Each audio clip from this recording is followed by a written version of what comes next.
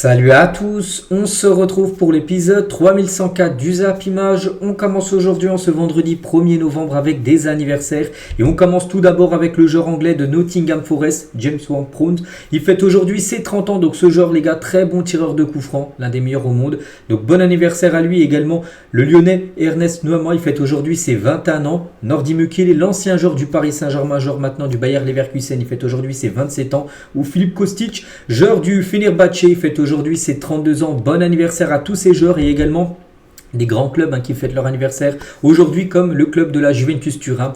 Donc l'équipe italienne fête aujourd'hui ses 127 ans d'existence. On continue, on va parler maintenant de tout ce qui s'est passé lors de la journée d'hier et on commence tout d'abord avec la Serie A. Il y avait 3 rencontres et on commence avec le match entre Como et la Lazio de Rome et grosse victoire de la Lazio de Rome 5-1. Donc Pedro a été buteur, Castellanos a inscrit un doublé, ou même Pedro, l'ancien joueur du Barça, également été buteur. Donc voilà, festival de buts pour cette équipe de la Lazio. C'est quand même très très fort. Donc là, une grosse victoire 5-1 à noter en Europa League sur la poule de 36 équipes. Ils sont premiers, quand même, la Lazio qui a gagné tous ses matchs. Donc voilà, c'est un gros début de saison pour cette équipe de Rome. Donc voici les statistiques, 14 tirs, 7 tirs cadrés, 5 buts. Il y a eu seulement 2 arrêts du gardien de Como. L'équipe entraînée par Fabregas qui a vécu un calvaire hier à domicile contre l'équipe de Rome. Et le meilleur joueur du match, c'est Tati Castellanos, ancien joueur du côté du championnat espagnol. Je me souviens, ce joueur a marqué, je crois, un triplé ou un quadruplé il y a 1 ou 2 ans ça devait être contre le Real Madrid. Donc voilà, ce joueur a été élu meilleur joueur de la partie. À noter que Nuno Tavares, l'ancien joueur de l'Olympique de Marseille, il a de nouveau délivré une passe décisive. Donc c'est simple, 8 passes D en 8 matchs de championnat du côté du championnat italien. C'est quand même fou les gars. Bon, il a vécu un match, une passe D, mais regardez aussi un double jaune, carton rouge à la 65e. Voilà pour Nuno Tavares. Et à noter aussi la grosse entrée en jeu de Boulaïdia qui est entré à la mi-temps. Et à la 72e, à la 81e minute de jeu, 2 passes D. Pour l'ancien joueur, par exemple, je sais pas, il joue en France du côté de Reims. Donc voilà, Boulaïdia continue son très bon début de saison du côté de son club de la Lazio de Rome. Il y avait un autre match, l'AS Roma contre l'équipe du Torino, et c'est l'AS Roma qui s'est imposé 1-0. À noter que ce match était sur la chaîne L'équipe. Vous savez que maintenant la chaîne L'équipe a la diffusion, les droits TV de la Serie A. 2 matchs par journée, ils avaient diffusé le match Naples-AC Milan et l'autre match était hier soir entre l'AS Roma et le Torino. Bon, un match avec seulement un but marqué, Dybala, un beau but à la 20e.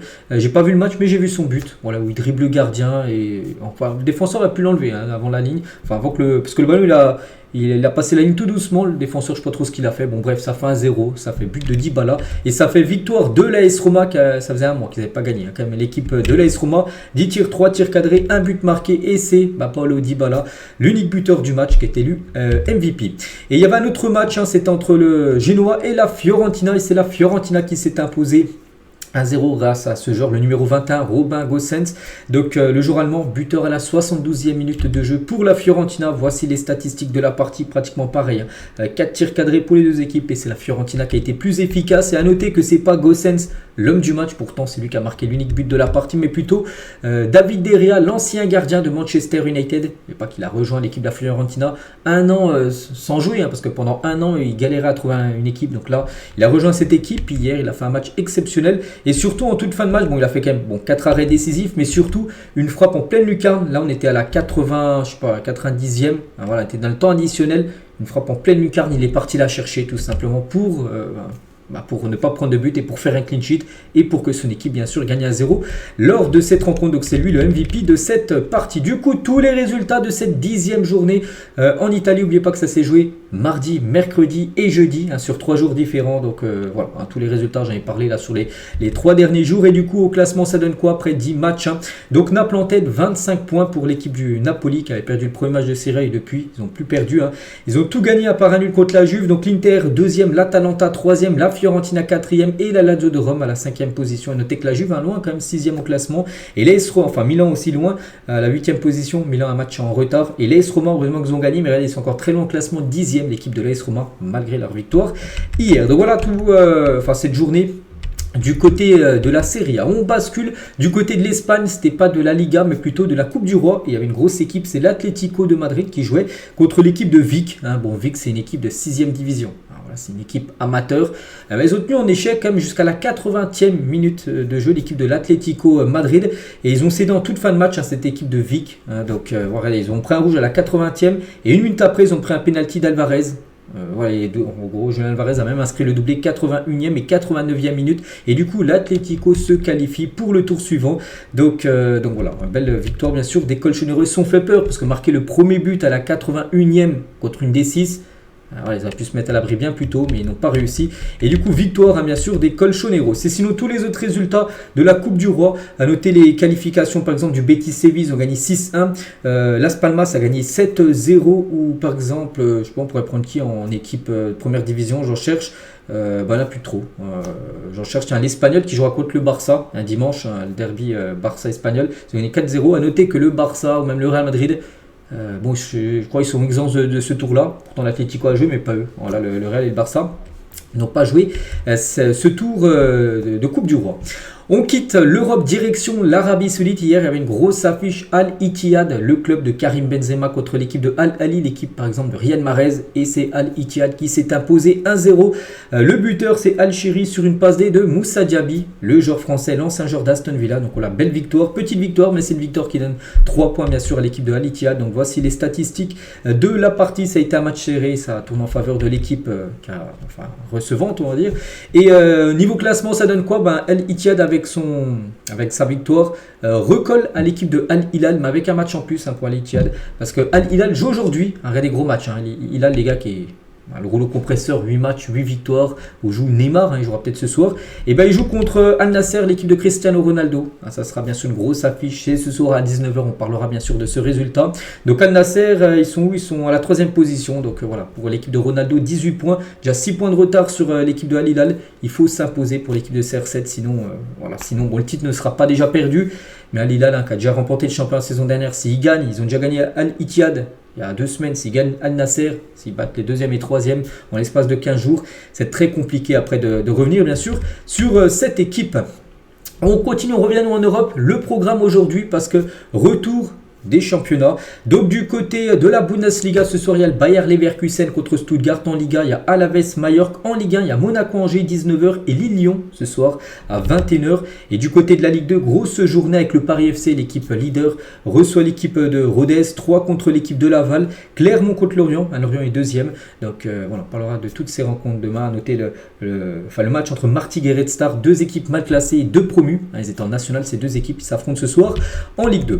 On revient nous sur le match entre l'Olympique Lyonnais et l'équipe de Lille ce soir à 21h. Et la une du journal Équipe aujourd'hui, ça parle de ce match sans frein. Donc le LOSC irrésistible depuis plusieurs semaines accédera au podium ce soir s'il s'impose face à des Lyonnais en quête de rachat. Voilà le gros match de ce soir, parce que Lille, c'est vraiment l'équipe en forme. C'est le dernier mois, ils ont battu le Real, ils ont battu l'Atlético, ils ont battu la semaine dernière l'équipe de Lens dans le derby. Donc là ce soir c'est Lyon au programme pour les Lillois. Et c'est vrai que Lille qui avait déjà eu un gros mois d'octobre, regardez quand même le mois de novembre. C'est tout aussi costaud. Donc ce soir, ils reçoivent l'équipe de Lyon. Ensuite, mardi soir, ils reçoivent la Juventus Turin en Ligue des Champions. Ensuite, ils iront à Nice. Ensuite, ils recevront Rennes. Et après, ils iront à Bologne pour le dernier match du mois de novembre. À noter, entre le 10 et le 24, il y aura la trêve internationale. Donc voilà les 5 rencontres de Lille pour ce mois de novembre. Que des gros matchs.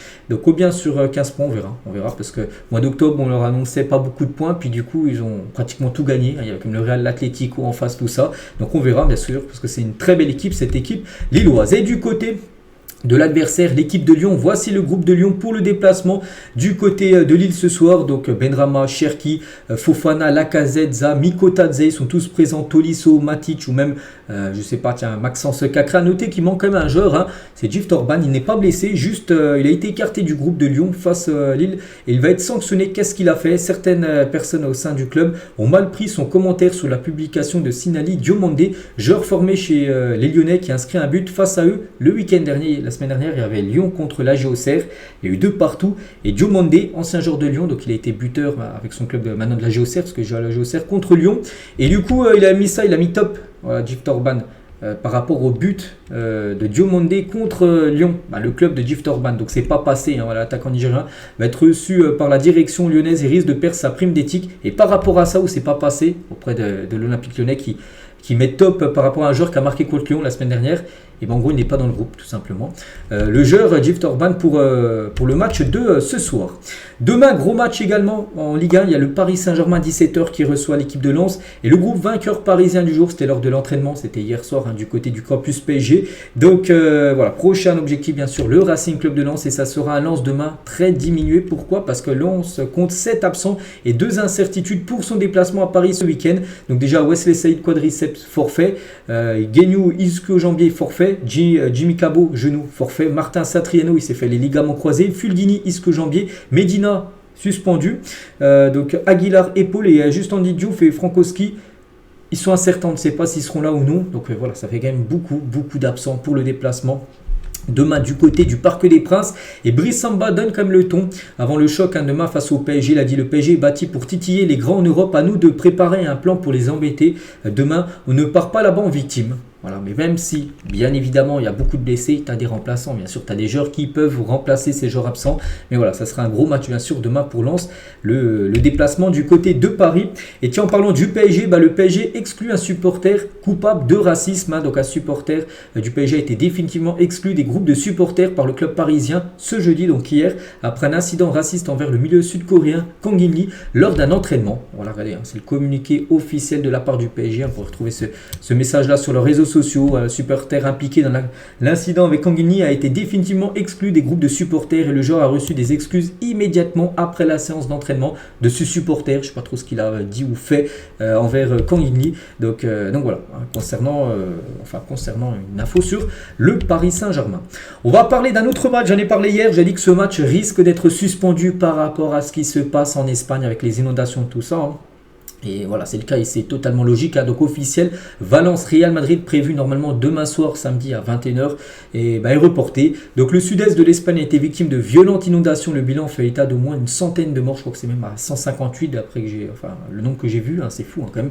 Donc c'est terrible ce qui se passe dans le sud de l'Espagne. Donc bien évidemment, le football est totalement secondaire par rapport à ce qui se passe. Personne pense à jouer au football là-bas dans la région de Valence. Donc le match est reporté. C'est totalement logique. Donc le match pourrait être joué en février prochain, parce que là, pour trouver une place pour jouer le match en novembre, décembre, tout ça, c'est pas possible. Février, il y aurait peut-être un créneau pour que le match se dispute. Si c'est pas possible en février, ça pourrait même aller jusqu'à mai. Voilà, en toute fin de saison pour jouer cette rencontre contre l'équipe de Valence. Et magnifique geste du Real Madrid. Donc le Real Madrid a fait un don de 1 million d'euros pour aider les victimes de la tempête Dana en Espagne, qui a fait beaucoup de dégâts matériels et surtout humains. Donc voilà, le Real Madrid, beau geste, 1 million. Et du coup le Real Madrid joue pas ce week-end. Prochain match pour le Real Madrid, ça sera mardi soir, la réception de l'équipe de l'AC Milan en Ligue des Champions. Et concernant toujours cette tempête Dana en Espagne, donc Ferran Torres, joueur du Barça, mais ancien joueur de Valence, il est d'originaire de la région de Valence. Donc va aider les personnes impactées par les inondations dans la région de Valence. L'Espagnol promet des dons matériels et financiers. Plus de 155 personnes sont décédées, comme j'ai dit, beaucoup.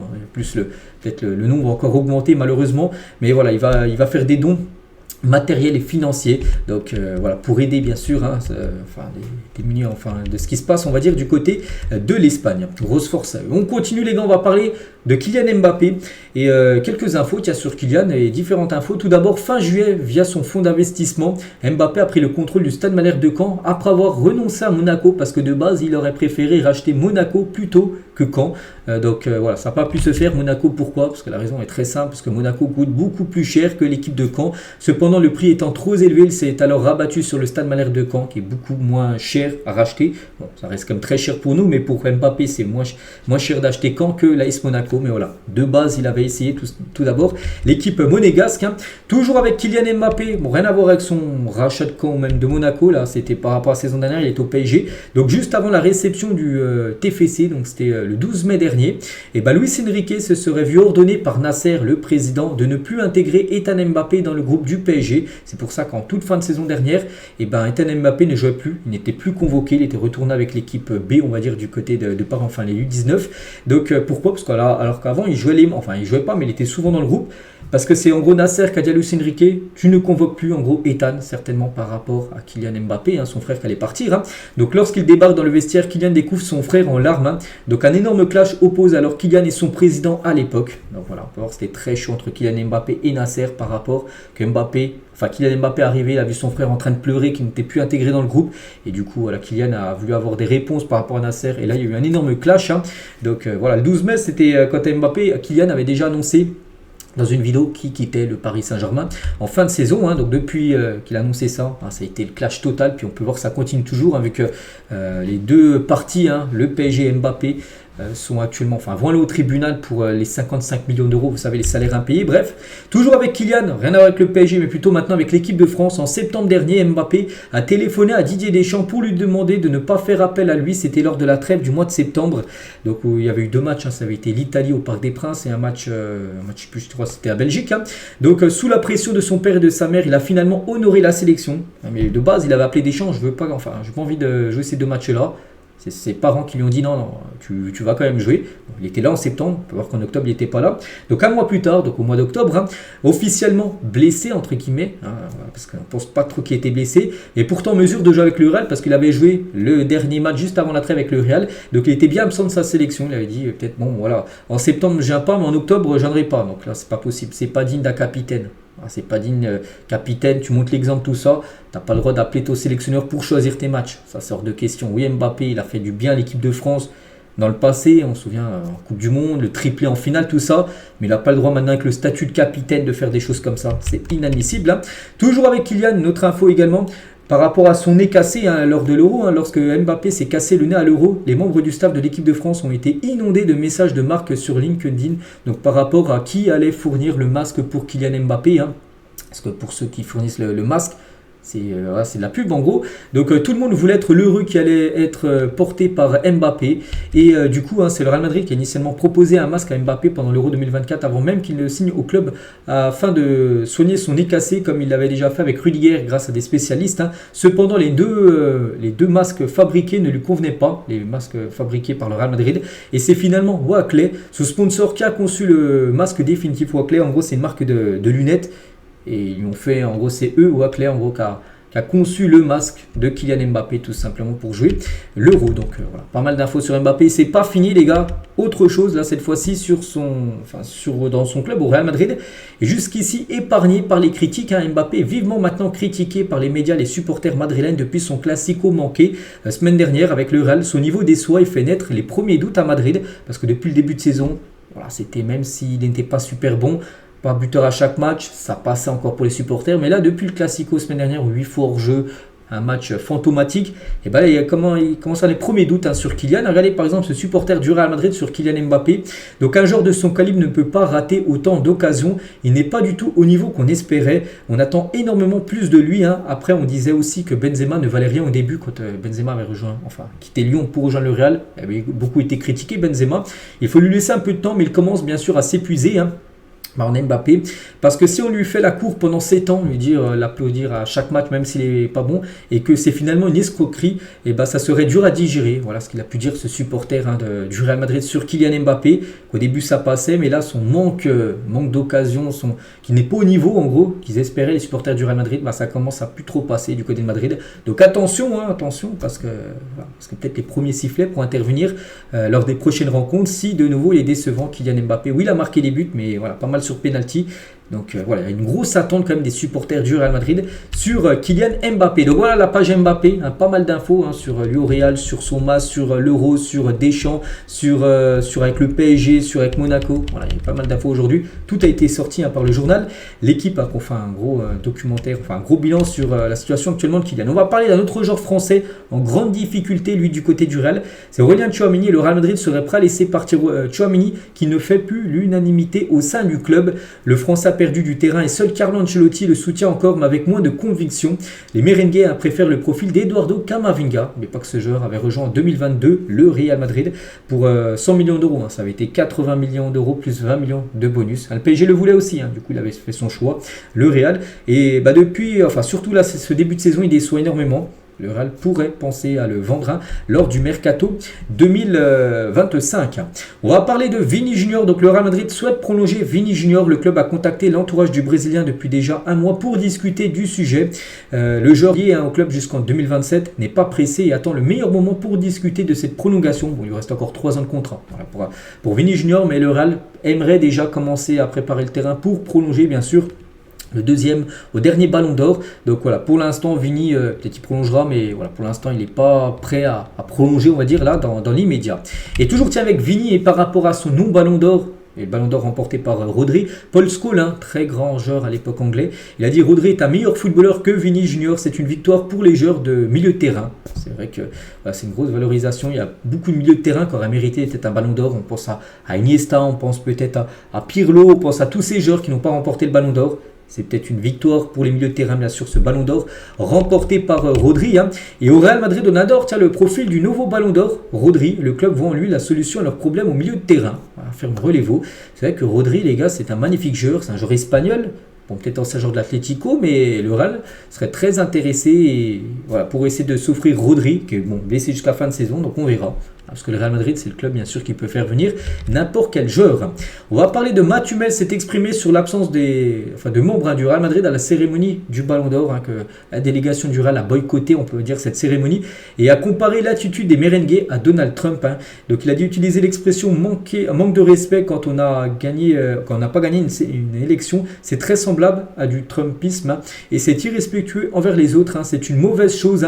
Il ne fait aucun doute qu'un des joueurs du Real Madrid méritait bien sûr de remporter le Ballon d'Or, mais il y a d'autres joueurs extraordinaires qui sont bons aussi. Donc voilà ce qu'il peut dire Matt Hummels, qu'en gros c'est pas du tout élégant, c'est un manque de respect en gros de la part du Real Madrid, que personne n'est venu alors que tout le monde devait venir. Enfin, il y a une délégation qui devait venir, au moins 10 personnes du Real Madrid, mais personne n'est venu parce qu'ils n'ont pas gagné bien sûr le titre suprême, Ballon d'Or. Tiens, toujours avec Vini, vu qu'on parle de lui là actuellement avec le Ballon d'Or, tout ça là, une photo regardez du côté de Bucarest en Roumanie, une magnifique fresque, l'effigie de Vini Junior avec le drapeau brésilien en fond. Magnifique photo. On continue, on va parler de Georgian Club. Revient sur Sergio Ramos qui a blessé Salah en finale de Ligue des Champions. C'était quand cette finale 2018, je crois. Oui, c'était la dernière finale. Par exemple, il y a Cristiano Ronaldo. C'était son dernier match au Real avant de partir à la Juventus Turin. Il y avait eu 3-1 pour le Real avec un but de Gareth Bale. Souvenez-vous, il avait marqué. Il y avait aussi 2 grosses boulettes de Karius, le gardien de Liverpool. Bref. Ramos avait blessé Salah, il l'avait emporté au sol, puis il avait blessé à l'épaule, il était sorti sur blessure. Il a dit: ce n'est pas mon joueur préféré, l'action a été brutale. Bien sûr, il ne peut pas savoir qu'il va le blesser à l'épaule, mais on sait tous qu'il l'a fait avec beaucoup de plaisir. Je n'ai jamais pu comprendre cette mentalité, je n'ai jamais eu de joueur comme ça. Et il a dit, quand j'ai eu des joueurs comme ça dans mon équipe, je me suis assuré qu'ils quittent le club. Voilà, des joueurs en gros de la mentalité de Sergio Ramos. On se souvient, moi c'est un joueur que j'apprécie beaucoup. Mais voilà, peut-être pour Klopp, lui, il n'apprécie pas du tout Sergio Ramos. Par rapport à qu'il était dur sur l'homme, il faisait peut-être des fois des coups dans le dos, on peut dire. Donc voilà, ce qu'a pu dire Klopp, bien sûr, par rapport à Sergio Ramos. L'Athletic Club de Bilbao pousse pour prolonger Nico Williams. Le FC Barcelone le considère toujours comme une cible, mais seulement si sa clause reste à 60 millions d'euros, sa clause libératoire. Le Barça en saison beaucoup essayé de faire le joueur l'été dernier. Il n'est pas venu, il a voulu rester à Bilbao, peut-être une bonne chose, parce que Rafinha, parce qu'il devait être le remplaçant de Rafinha, mais Rafinha en ce début de saison est exceptionnel. Mais bon, le Barça reviendra certainement à la charge lors de l'été 2025. On peut voir que Bilbao pousse pour prolonger bien sûr Nico Williams et surtout augmenter sa clause libératoire, parce qu'on pense qu'il pourrait être vendu un peu plus cher, Nico Williams. Les nommés pour le titre d'entraîneur du mois en Première Ligue, on a le choix entre ces 4 coachs-là: Nuno Espirito Santo, Pep Guardiola, Urzeler et Arne Slot. Qui mérite de l'emporter? J'en sais rien. Bon, peut-être Pep Guardiola, je crois qu'il a tout gagné ses matchs avec Manchester City lors du dernier mois. Bon, se porterait bien sur le coach de City. Jamal Musiala pourrait toucher jusqu'à 25 millions d'euros par an en salaire, un bonus compris en prolongeant Bayern Munich, parce que le Bayern veut prolonger sa pépite. Donc son salaire actuel est situé entre 8 et 9. Donc là, on peut voir, il pourrait tripler son salaire, bien sûr, en prolongeant du côté du Bayern. Les deux parties sont optimistes quant à la signature de ce nouveau contrat longue durée, là, concernant Jamal Musiala, qui est en fin de contrat en 2026. Pas là, l'été là, mais l'été 2026 tout simplement. Donc c'est pour ça, ils veulent absolument le prolonger, parce que s'il venait à pas prolonger, et là par exemple on serait l'été 2025, il restait 1 an de son contrat, et il pourrait peut-être partir pour éviter de le perdre libre. Donc c'est pour ça qu'ils veulent déjà le prolonger là maintenant. en lui offrant bien sûr 3 fois plus en argent niveau salaire. On va parler des joueurs de Manchester City qui rigolaient alors qu'ils étaient à quelques secondes de l'élimination de la Carabao Cup. Regardez, c'était avant-hier, Tottenham s'est imposé 2-1. Il restait 25 secondes à jouer sur les 6 minutes de temps additionnel. Et on peut voir par exemple les joueurs comme Akanji, comme Erling Haaland en train, avec le sourire alors qu'ils allaient se faire éliminer. Et ils se sont fait éliminer, peut-être c'est une compétition en gros qui s'en fichent tout simplement.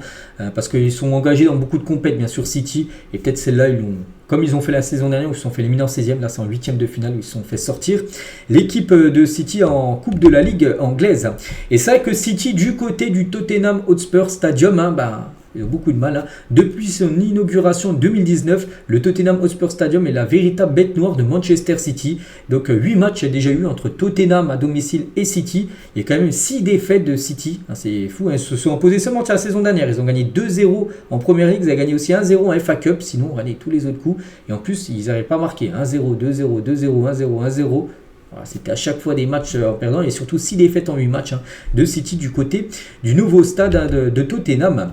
Et toujours avec Manchester City, City dispose de 13 joueurs de champ de l'équipe première disponibles pour ce match contre Bournemouth ce week-end. Ils jouent contre Bournemouth.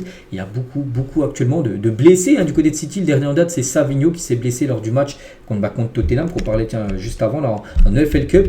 Donc voilà, c'est pour ça aussi qu'il a beaucoup fait tourner des joueurs comme Haaland, comme Phil Foden ont commencé sur le banc lors du match. Ils ont même été tout le match sur le banc. Donc voilà, c'est peut-être pour ça que cette compétition, j'ai dit, il l'a mis de côté parce que voilà, il y a beaucoup de blessés actuellement du côté de City. On va parler de l'autre Manchester United et le bilan des managers de Manchester United depuis le départ de Sir Alex Ferguson. C'est en quelle année, je crois, en 2013, je crois qu'il est parti, donc il y a 10 ans, où il a pris sa retraite méritée pour l'ancien coach écossais légendaire. Donc depuis, ça a été très compliqué. Donc voici tous les entraîneurs qu'on suivi. Le premier, ça avait été, on va faire dans l'ordre, David Moyes. On peut avoir le nombre de matchs, 51 matchs. Bon, je n'ai pas cité à chaque fois, mais 51% de victoire, c'est pas super. Surtout dans un club comme Manchester. Les gars, Ferguson, il y avait un taux de victoire au moins de 70%. Donc là, après, on est descendu à 51. Donc 51, après Louis van Gaal, il a dirigé comme 103 matchs à Manchester, mais 52% de victoire. On peut voir à chaque fois ce qu'ils ont gagné, Community Shield. Donc lui, il avait remporté une FA Cup en 103 matchs. Après, il y a eu Mourinho, où 144 matchs, c'est celui qui a duré le plus longtemps en place depuis le départ de Ferguson. Donc il a gagné une Europa League, une League Cup et un Community Shield. Donc 58%, c'est celui qui a le meilleur ratio. Après, il y a eu Solskjaer, les gars, non, il a fait plus de matchs, Solskjaer que Mourinho, 168 matchs. Donc lui, après, il n'a rien gagné. On peut voir qu'il n'a pas de palmarès, mais 55% de victoire. Ralph Rangnick, catastrophe, 29 matchs, 38% de victoire. 11 victoires, 9 défaites, 9 nuls, viré directement. Et Eric Ten Hag, donc lui, il a gagné la League Cup et la FA Cup, donc 128 matchs. Donc voilà, il a 56%. Donc le meilleur en pourcentage, c'était Mourinho. On peut voir qu'ils ont tous pratiquement le même pourcentage, 55, 56, 58, 52, 51. Voilà, c'est très compliqué comme depuis le départ, bien sûr, de Sir Alex Ferguson et maintenant le nouveau coach. Bon, c'est actuellement Van Nistelrooy. Un nouveau coach va débarquer, vous savez, c'est Ruben Amorim. C'est sûr, c'est lui. Et Manchester va payer comme 15 millions d'euros pour la venue de Ruben Amorim et de son staff. Donc 10 millions d'euros pour l'entraîneur et 5 millions d'euros pour son staff. Ce qui fait 15 millions d'euros que va débourser Manchester. Donc 15 plus, tu rajoutes les 18 millions d'euros à Eric Ten Hag de licenciement. Parce que prime de licenciement, ça monte à plus de 35 millions d'euros, bien évidemment. A dû débourser Manchester pour changer son coach. Et Amorim, les gars, donc il va signer, mais il va pas arriver tout de suite. Du côté de Manchester, il devrait arriver après la prochaine trêve. Donc Amorim devrait rester avec le Sporting pour les 3 prochains matchs, parce qu'en gros c'est un accord. Le Sporting a dit on veut bien, voilà, on vous lâche Ruben Amorim, mais vous nous le laissez pour les 3 prochains matchs. C'est 3 matchs hyper importants pour le Sporting. Il y a le match, le premier, aujourd'hui, ce soir il joue contre Estrala. Ensuite il y a le match mardi soir, le Sporting reçoit Manchester City en Ligue des Champions. Une équipe qu'il affrontera souvent en Angleterre, avec son club de Manchester United.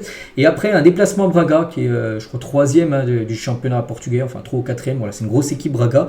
Voilà, ils ont voulu le garder pour ces 3 matchs-là. Après, c'est la trêve, après ce match contre Braga. Et il arrivera après le match contre Braga. Ça sera le premier match, je crois, ce sera le 26 novembre contre Ipswich. Ce sera le premier match où il sera sur le banc. Ruben Amorim. Et toujours avec ce coach, les gars. Donc, c'est un coach qui est au Sporting. Il va aller à Manchester, comme ces joueurs-là. Comme Cristiano Ronaldo qui a joué au Sporting. Il est parti à Manchester. Nani, pareil. Bruno Fernandes, pareil. Et ce joueur, Cet entraîneur, avant il était joueur les gars, et par exemple il y a une photo de Ruben Amorim qui remplace Cristiano Ronaldo lors d'un match avec la sélection portugaise. Bon je sais pas c'était quand, c'est pas marqué l'année, je sais même pas c'était qui contre qui, bref le Portugal menait 4-2 en 89e, Ronaldo sort et c'est Ruben Amorim qui le remplaçait, le futur coach de Manchester United. On va parler de Botafogo, club appartenant à John Textor, le propriétaire de Lyon. Cette équipe de Botafogo, ça performe sur le continent sud-américain et s'est qualifié hier pour la première fois de son histoire en finale de la Copa Libertadores, c'est la Ligue des champions sud-américaine. Donc le club affrontera l'Atlético Mineiro pour le titre suprême. La finale, Mineiro Botafogo en finale de Ligue des Champions sud-américaine. L'ex-défenseur rennais Arthur Tété a vécu une bien sale semaine avec Francfort, donc dimanche dernier, exclu à la 77e minute de Jans Bundesliga après 2 cartons jaunes, pas fou. Et mercredi en Coupe d'Allemagne, exclu directement à la 15e minute, il a pris 2 rouges en l'espace de 3 jours les gars en championnat et en Coupe d'Allemagne. L'international belge s'est publiquement excusé et son coach a même déclaré qu'il avait invité toute l'équipe à manger pour se faire pardonner. Voilà des nouvelles de l'ancien joueur du Stade Rennais. Le Real Madrid considère Xabi Alonso comme le choix idéal pour 2025, peut-être pour remplacer Carlo Ancelotti. On ne sait pas s'il sera encore en place Ancelotti, s'il venait à partir. L'entraîneur parfait au Real Madrid serait l'entraîneur actuel du Bayer Leverkusen. Officiel, Fermin Lopez prolonge jusqu'en juin 2029 avec le FC Barcelone. Bonne nouvelle pour, je pense, le Barça, parce que c'est un très bon joueur, et bonne nouvelle pour le joueur, parce que le Barça lui montre en gros qu'il compte encore énormément sur le jeune Fermin Lopez. Toujours du côté de Barcelone, un seul joueur entre Christensen et Daniel Mo pourra être enregistré au Barça pour la deuxième partie de saison, cela à cause de ses problèmes financiers, même si le Barça n'est plus dans le rouge comme il a été lors des années précédentes. Le Barça n'est pas non plus encore dans le vert, niveau fair play financier, ils sont dans le orange on va dire, et en gros un seul des 2 joueurs pourrait être enregistré pour jouer les matchs de Liga pour la deuxième partie de saison. Donc pour l'instant, il y a un joueur qui a été enregistré, c'est Daniel Mo. Christensen n'a pas été enregistré, Christensen est blessé actuellement. Et du coup, vu que Christensen est blessé, ils ne l'ont pas enregistré auprès de la Liga pour pouvoir enregistrer Daniel Mo. Parce qu'il faut être enregistré, c'est bien d'être signé. Tu peux appartenir à un club, mais après, il faut être enregistré dans la Liga, que tu respectes le fair play financier. Donc en gros, quand Christensen va revenir, on ne sait pas sa date de revenir, parce qu'il a un problème au tendon d'Achille, Christensen.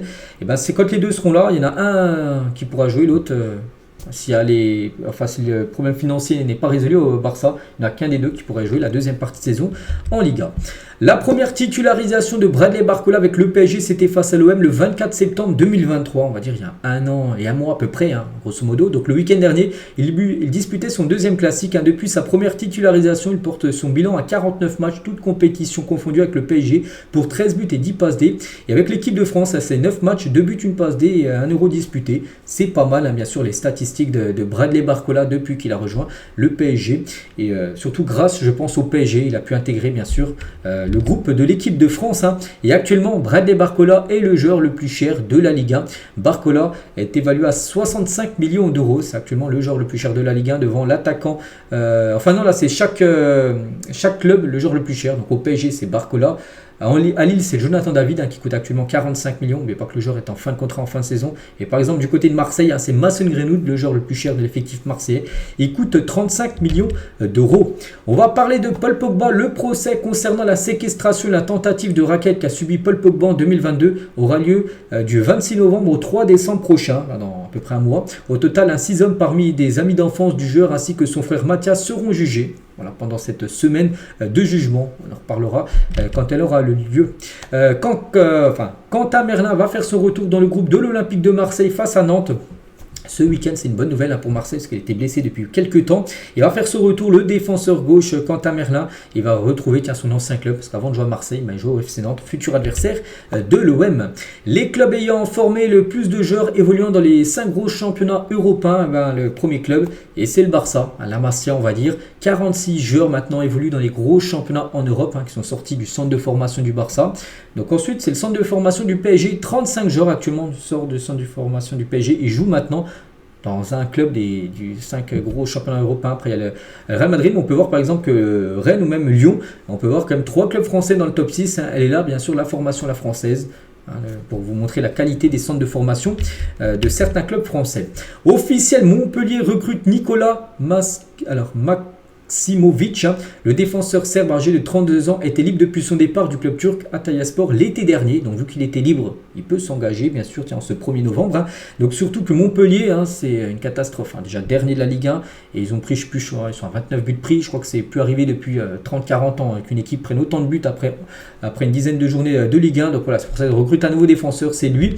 Et pense aussi à un autre joueur à Montpellier, pourrait aussi pister Chancel Mbamba lors du mercato hivernal. Vu qu'il ne joue pas à Marseille, Montpellier se disent, voilà, on aimerait bien sûr l'avoir du côté de notre équipe. Et tiens, en parlant de Montpellier, Arthur Cazot, donc c'est un tennisman sur la situation de Montpellier. Lui, c'est un fan de foot et surtout un fan de Montpellier. Il a dit, au ping-pong ça marche bien, mais au foot c'est plus compliqué si on doit jouer si on doit un peu parler de foot. Je sais qu'ils ont du caractère, je sais qu'il y a des passionnés au club de foot et ils vont rebondir, j'en suis sûr. Donc voilà, lui il est serein par rapport à Montpellier qui vont essayer de revenir, mais bon, actuellement c'est très critique la situation de Montpellier qui se dirige en Ligue 2 s'il n'y a pas de réaction lors des prochains matchs. On va parler de Fabrizio Romano, a réalisé une interview avec Lionel Messi pour 433 sur la plateforme Apple TV. Donc voilà, les deux GOAT là, Fabrizio Romano, le GOAT des journalistes, et Léo Messi, le GOAT des footballeurs. Et tiens, juste deux déclarations de Léo Messi lors de l'interview avec Fabrizio Romano. Donc il fixe ses conditions pour la Coupe du Monde 2026. Il a dit, il faudra que je termine bien cette saison et que je débute bien la prochaine en faisant une bonne pré-saison. Voilà, donc pour être au top bien sûr, pour pouvoir potentiellement jouer cette Coupe du Monde, et je pense qu'il la jouera bien sûr. Je pense que c'est son objectif, et je pense après le mondial 2026 il arrêtera Léo Messi avec l'Argentine, mais voilà, on pense qu'il va jouer cette compète, et il écarte une possible future carrière d'entraîneur. Il a dit, je ne sais pas ce que je voudrais faire après ma retraite, je n'aimerais pas être coach, voilà, mais tout n'est pas clair encore, je suis quelqu'un qui aime vivre au jour le jour, donc pour l'instant je pense juste à jouer, à m'entraîner et à m'amuser sur le terrain. Bon, il dit que pour l'instant carrière d'entraîneur ça le tâte pas trop. Après, il faut voir, il y a plein de joueurs qui disent j'ai pas envie d'être entraîneur plus tard, puis après ils sont devenus entraîneurs. Mais voilà, ce que je peux dire, il y a plein d'autres déclarations sur l'interview de Fabrizio Romano qui sortiront là dans les prochaines heures. Et tiens, toujours du côté de l'Argentine, voilà, Léo Messi et les légendaires aussi regrettés Diego Maradona, c'est Luciano Acosta, donc c'est un milieu de terrain de Cincinnati aux États-Unis. Et il s'est déguisé pour Halloween, les gars, en Diego, tout simplement Maradona. Et tiens, un autre Argentin, c'est Lautaro Martinez, qui a fini 7ème au Ballon d'Or. Il n'aime pas trop sa place. J'espérais mieux qu'une 7ème place au Ballon d'Or, c'est vrai. Il aurait pu finir peut-être dans le top 5, facile, voire même le top 3. Il a gagné Serie A, meilleur joueur de Serie A, meilleur buteur de Serie A, meilleur buteur de la Copa América. Il gagne la Copa América en mettant le buteur final contre la Colombie avec l'Argentine. Donc oui, il aurait peut-être pu avoir une meilleure place. Mais il a dit, parfois ces récompenses sont injustes. Je vais travailler dur pour améliorer ma position lors des prochains Ballons d'Or. Tiens, elle a remporté un Ballon d'Or, c'est Bonmati. C'est même son deuxième Ballon d'Or, coup sur coup, 2023 et 2024. Elle succède à Putellas, qui a remporté également les deux derniers Ballons d'Or, 2021 et 2022. Donc c'est la joueuse du Barça qui a pu présenter bien sûr ces deux Ballons d'Or. On va parler de Kerem Aktürkoğlu, 26 ans, a signé un triplé en une mi-temps. C'était avant-hier avec le Benfica. Ses stats sont quand même incroyables. Ce joueur qui a été acheté 12 millions d'euros par le Benfica. Donc c'est 8 matchs, 8 buts et 2 passes D. Ces statistiques cette saison pour Benfica sont quand même incroyables. On va parler de Francfort. Fixe le prix pour Omar Marmoush entre 50 et 60 millions d'euros. Un joueur que je parle beaucoup parce qu'il est très bon ce début de saison, le joueur égyptien. Donc le joueur rêve d'un transfert en Première Ligue. Pour lui, c'est un rêve de jouer dans le championnat anglais. Liverpool est une option très sérieuse. Et peut-être imaginer si ça la reste. Et tu rajoutes Marmoush, un autre joueur égyptien. Donc voilà, Francfort en veut au moins 50 millions d'euros pour son attaquant. Randal Kolo Muani, ma légende préférée du PSG, Mamadou Sakho, ancien défenseur bien sûr de l'équipe parisienne. On va parler de Roger Schmidt, est pressenti pour être le nouvel entraîneur du Borussia Dortmund. L'actuel coach, Nuri Sen, est actuellement son avenir en sursis s'il ne parvient pas à redresser la barre. En plus, quand j'en ai parlé hier, je dis que les statistiques ne sont pas du tout bonnes pour Nuri Sen, le coach de Dortmund. Et du coup, Dortmund qui est à la 7ème place de Bundesliga, seulement 13 points en 8 matchs. Et prochain match face à Leipzig, s'il y a des fêtes, ils sont fait éliminer là, en milieu de semaine de Coupe d'Allemagne. S'ils perdent là contre Leipzig, ça sentirait très mauvais. Roger Schmidt, l'ancien coach du Benfica, pourrait devenir peut-être le nouveau coach du Borussia Dortmund. Et on finit aujourd'hui avec Jean-Pierre Papin. J'ai un peu parlé hier et c'est que ça se confirme, les gars, que ça ne passe pas super bien à Marseille. La légende de l'OM, Jean-Pierre Papin, entraîneur de la réserve, l'équipe B de Marseille, s'est fait menacer suite à sa situation au club. Un jour, une moto avec 2 mecs dessus s'est arrêtée devant chez moi et ils m'ont demandé de me casser d'ici. Surtout, ce qu'il faut savoir, c'est que depuis 3 semaines, je vis avec 3 voitures de sécurité devant chez moi et c'est insupportable à vivre. Toujours avec lui. Donc, il a également dit, moi j'ai un problème avec une certaine personne, Ali Zarak, responsable du groupe Pro D2, enfin Pro 2 plutôt. Je ne m'en cache pas, je suis coach et je ne peux pas accepter que cette personne choisisse mes remplaçants. À un moment, ça clash parce que lui, c'est le coach et Il y a une autre personne qui lui dit, voilà, lui tu le mets remplaçant, lui, alors que c'est lui le coach. Donc lui, il ne comprend pas du tout, hein, bien sûr. Soit il part, soit je pars. Hein, c'est dans cet esprit qu'il faut voir les choses. Hein. Moi, j'aimerais finir ma saison. On a construit un truc magnifique avec les gamins, donc leader de leur groupe en National 3, l'équipe B de Marseille. Hein. Donc j'ai l'impression qu'on essaie de foutre ça en l'air et c'est difficile à gérer. Et pour finir, et avec lui, et pour finir aujourd'hui, hein, donc la direction de l'OM hein, reprocherait une certaine nonchalance, hein, Jean-Pierre Papin. Donc il arriverait parfois à l'entraînement avec ses chiens ou en portant le maillot d'une autre équipe. Voilà. Imaginez, il porte le maillot, j'en sais rien, du Real Madrid par exemple lors d'un entraînement, alors que c'est l'entraîneur de l'équipe B de Marseille. Donc voilà, actuellement hein, avec Jean-Pierre Papin, pourtant son équipe, les résultats sont là, mais il n'a pas les choix. Il y a des autres personnes qui disent de ses choix sur le terrain, tout ça. Donc c'est pour ça que ça sent peut-être le départ pour le légendaire Papin de Marseille. Donc voilà les gars ce qu'il y avait à dire. J'espère que ça vous a plu. On se retrouve nous demain bien sûr samedi. Pour le prochain numéro, je vous souhaite une très bonne journée et à demain.